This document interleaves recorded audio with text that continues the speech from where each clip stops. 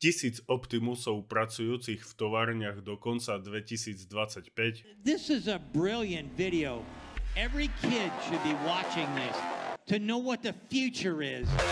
Nárast výroby batériek o 51%, 30 miliard cashu, 0 dlhov, 90 000 hastovák a 20 000 kusov hardveru AI4 v južnej expanzii Giga Texasu do konca roka, stále veľké investície do AI, možná investícia do XAI, FSD v Európe možné do konca roka a diskusie s viacerými automobilkami, aj keď potrvá roky, kým naň postavia vozítka, ale len Allah vie, či tu ešte budú. FSD 12.5 má 5 krát viac parametrov ako predošlá 12.4, takže má vyššie nároky výpočtovej sily, no samozrejme aj schopnosti.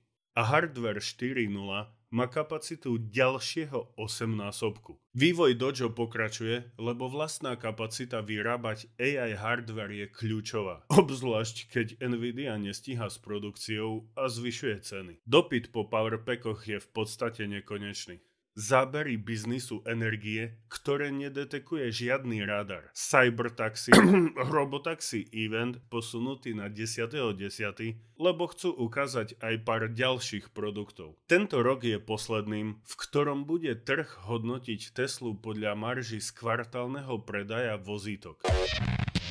A určite by si do nej nemal investovať, ak nerozumieš potenciálu robotaxi, ktorý v nasledujúcich rokoch zatieni zvyšky jej biznisu, teda okrem Optimusa, ktorý naň vrhne niekoľkonásobne vyšší tieň.